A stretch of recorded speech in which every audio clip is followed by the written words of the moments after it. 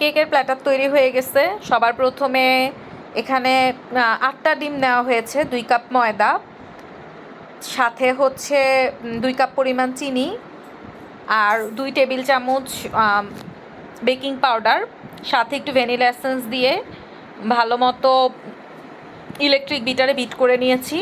তারপরে cake pan ready করে নিলাম, তেল দিয়ে ব্রাশ করে এখানে হচ্ছে কেকের প্ল্যাটারটা দিয়ে দিলাম। তারপরে জাস্ট চুলায় 15 মিনিটের জন্য ঢাকনা দিয়ে দিয়েছিলাম। এই যে খুব সুন্দর ফুলে উঠেছে।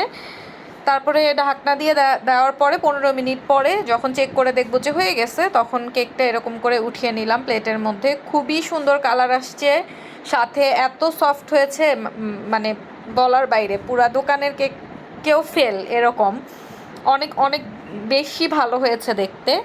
তারপর একটু ঠান্ডা করে নিয়ে পিস পিস করে কেটে নিলাম। এই তো সফট হোমমেড কেক রেডি। এটাতে আসলে কোনো কোকো পাউডার ইউজ করা হয়নি, এই জন্য হচ্ছে কালারটা একেবারে ন্যাচারাল কেকের যে কালারটা সেটা হয়।